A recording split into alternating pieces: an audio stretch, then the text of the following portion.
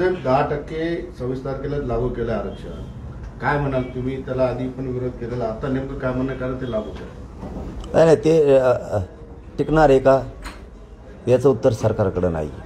आम्ही टिकून दाखवू म्हणतात, आम्ही आहेत असं नसतं, असं होत नाही सहजासहजी. कारण ती ओपन कोर्टात हिअरिंग जाणार आहे का, क्युरिटी पिटिशन च्या माध्यमातून ते जाणार आहे का, तर नाही जाणार, हे रिअल आहे. परंतु ते आता लादायचं, मला त्याच्यासाठीच बेजारी चालवली त्यांनी माझी, की यांनी हो म्हणावं म्हणजे समाज ते स्वीकारील.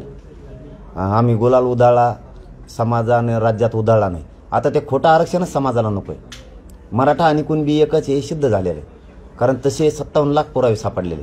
याच्यापेक्षा पुरावा काय पाहिजे तुम्हाला? आणखी पुरावा लागत होता ना अगोदर. तर तुम्हाला गिरीश महाजन साहेब तेव्हा ते म्हणायचे कायदा पारित करायचा असला तर आधार लागतो. आता 57 लाखाचा आधार मिळाला. त्याच्यानंतर तुम्ही सगळे सोयरीची अंमलबजावणी अधिसूचना काढली. आता अंमलबजावणी कधी करायची? हे तुमचं काम आहे, तुम्ही ते करा. विनाकारण हे लादू नका, हे समाज घेणार नाही. पण सरकार वारंवार दावा करते की हे आरक्षण टिकणार आहे, कायद्याच्या भाषेत टिकेल, सगळ्या बाजूने टिकेल, तरी तुमचा का विश्वास? कोणचं सरकार म्हणत नाही टिकेल म्हणून?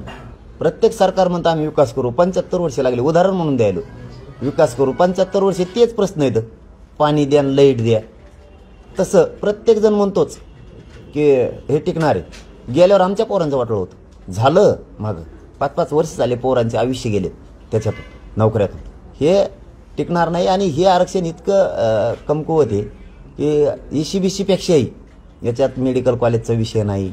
तसं मी एका पत्रकार एका प्रेसला ते आलेलं आहे, त्याच्यावरती बोलतोय की हे मेडिकलला नाही आहे, हे इंजिनिअरिंगला नाही आहे. मग मोठमोठ्याला विषयाला नाही, नेमकं आहे कशाला?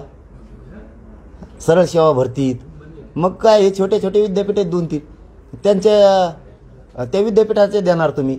मग तिथं ज्या फीस आहेत ते तर आम्ही ECBCतून बसतो, त्याच्यात EBCतून बसतो आम्ही, त्याच्यात बसतो. मग तर त्या सवलतीत आम्ही बसतो. आम्हाला गरज काय त्याची? ते काय कामाला येतं? काहीच नाही. आता भरत्या झाल्या, उद्या रद्द झाले की आले पोरं घरी, रद्द झाले जा घरी तुम्ही, झालं वाटलं आमच्या पोरायचं. त्यापेक्षा सरकारनं आणखीन बी शहाणपणाची भूमिका घ्या. उगाच षडयंत्र रचून मला गुंतवून माझ्या समाजाचं वाटोळं करायचा भाग तुम्ही पडू नका त्या प्रयत्नात. कारण मी काय समाजाचं वाटोळं होऊन देणार नाही. तुम्ही मला जेलला गेला, कुठं टाकलं तरी मी जेलला सडन, समाजाशी निष्ठाच इकिणार नाही. मी माझ्या समाजाला मायबाप म्हणलं त्याची गद्दारीच नाही करणार. तुम्हाला OBCतून आरक्षण द्यावं लागणार आहे सगळ्या सोयऱ्यांचं. आणि सगळ्या सोयऱ्यांचं त्याला अडचण काय? OBC बांधवांच्या सुद्धा सगळ्या सोयऱ्याला त्याचा फायदा होणार. असा जे आहे असा तो अधिसूचना आहे. तुम्हाला अडचण काय? तुम्हाला जे मागितलं ते देत नाही. हैदराबाद संस्थांचं तुम्हाला हैदराबादचं गॅजेट घ्यायला वेळ लागत नाही, ते घेणार. जनगणना 1901ची घेणार तुम्ही, 1881 जनगणना घेणार तुम्ही, हैदराबाद संस्थांचं गॅजेट घेणार तुम्ही, बॉम्बे गव्हर्नमेंटचं घेणार. जे खरं ते घेणार आणि खोटं आमच्या गळ्यात लटकायला लागले. कसं काय घेणार आम्ही?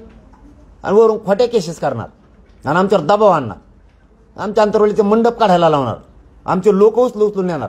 काय अधिकार आहे तुम्हाला आमचे लोक उचलून न्यायचं? ते बसलेले. हे कोणती पद्धत आहे तुमची राज्य चालवण्याची? राजेश टोपेंचं नाव वारंवार येते. त्यांच्याच कारखान्यात बैठका झाल्या, त्यांच्या कारखान्यातून पोलिसांवर फेकलेले दगड त्या ठिकाणी आले. कारखान्यातून दगड कुठं आले असं ते मला माहित नाही, ते त्यांना माहित असेल कुठून आलेत, कुणी बैठक घेतल्या, काय घेतल्या. आपण पहिल्यापासूनच, आजच नाही, माझं स्वतःचं समर्थन करत नाही मी, तर दुसऱ्याचं काय? जिथं शांततेचं आमचं पहिल्यापासूनचं आव्हान, आम्ही समर्थनच केलं नाही. बाकी गोष्टीचं सगळं तुमच्याजवळ आहे. फक्त खरं खरं करा, खरं खरं करा. होऊन जाऊन द्या आता. दूध का दूध, पाणी का पाणी होऊ द्या. आता स्वागत आहे तुमचं त्या SITचं. या अटक करायच्या मागण्या केल्यात, या. फक्त मराठा आमदारांनी एक लक्षात ठेवा, गोरगरीब मराठ्यांचं कल्याण होते. पक्षाच्या नेत्याला मोठं म्हणून जातीची गद्दारी करून जातीचा वाटोळा करू नका. लक्षात असू द्या. कव्हाच जात या राज्यातले तुम्हाला माफ नाही करणार, कव्हाच. मला काय गुतवता तुम्ही? तुम्ही तेच षडयंत्र रचलेले. हे तुमचं मुंबईला जायच्या रॅलीपासूनचं आहे.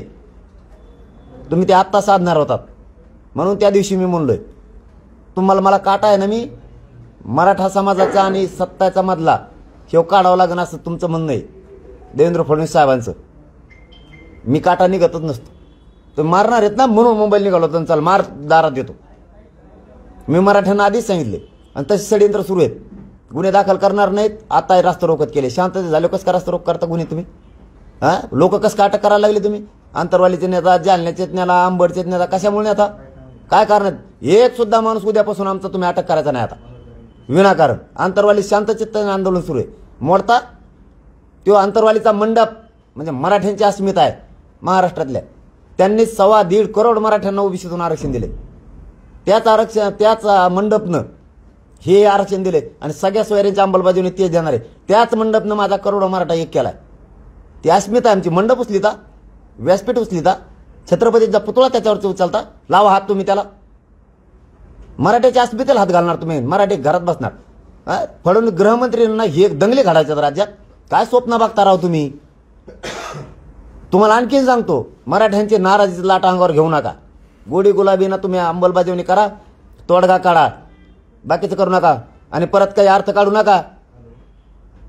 दिलगिरी व्यक्त केली, याचा इकडून मागं सरकारला पुढं सरकारला. तुम्ही ज्या नेमल्यात ना आता होऊन जाऊन त्याचं स्वागत केलंय. अटक बी करा आणि चौकशी करा. मी तयार आहे आत्ता लगेच. त्याच्यापासून मागं हटू नका. आता मराठ्यांची लाट नाराजीच्या अंगावर घेऊ नका. मला जर तुम्ही अटक केलं ना, या राज्यात भूक हडताल होणारे करोड लोक मराठी, जसा सरकीला कापूस फुटतो ना, तुम्हाला रस्त्यावर वावरात नुसते मराठीच दिसणार आहेत आमरण उपोषणला बसलेले.